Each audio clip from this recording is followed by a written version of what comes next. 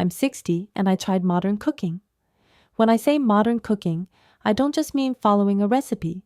I mean diving headfirst into the chaotic, ingredient-juggling, Instagram-worthy world of food trends, the kind that promises quick, healthy, and delicious all at once. What I got was a kitchen disaster so epic that the frying pan barely survived, and my family firmly voted me the culinary hazard of the decade.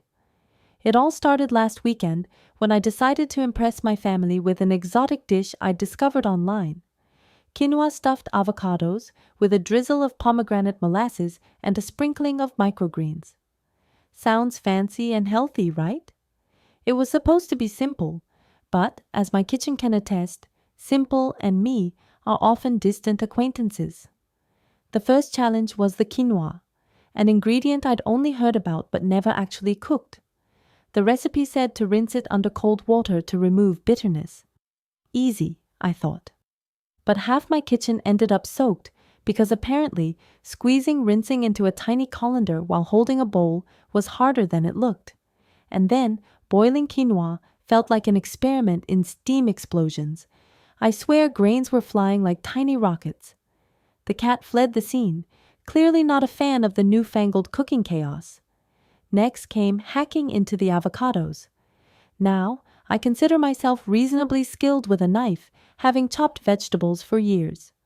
But avocados?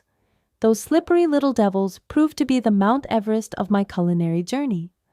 After 3 not-so-gently coaxed attempts, I finally got the avocado open, or so I thought. Instead of neatly halving the fruit, I sent a chunk flying across the kitchen, narrowly missing my husband's favorite mug. He gave me a look that said, "Are you sure you know what you're doing?" With the avocado pit extracted, eventually, I moved on to the pomegranate molasses. The bottle looked innocent enough, but that syrup turned out to be so sticky and thick that drizzling became drenching. I was convinced the molasses was plotting to take over my kitchen counter.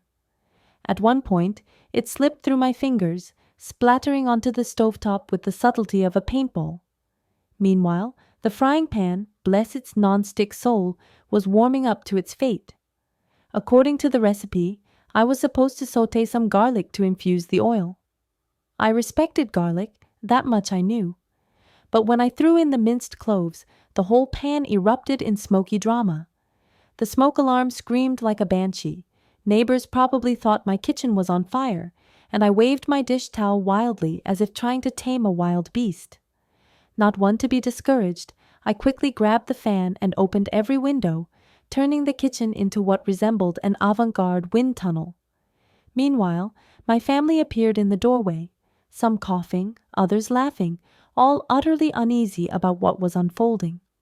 Finally, the moment came to stuff the avocados with the quinoa mixture. Sounds straightforward, yes? But remember, my avocado halves were more like cranky boats with holes, and the quinoa, cooled unevenly on the counter, was sticking together in suspicious clumps. I carefully scooped the mixture to fill the boats, only to have most of it slide off and land on the floor as my dog eagerly hovered nearby, eyeing the bounty. The grand finale was the garnish with the delicate microgreens, which, trust me, did not remain delicate for long. As soon as I rustled the bag, a mini tornado of leaves scattered across the kitchen as if trying to make a dramatic escape. Disaster aside, I was optimistic as I set the dish down on the dining table, proudly announcing, "Bon appétit." My family exchanged cautious glances and then valiantly took their bites. The silence was deafening. I braced for the faint compliments or polite smiles.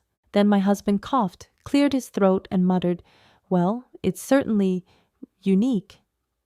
The kids burst into laughter, tears streaming as they poked fun at the quinoa explosion and avocado catastrophe.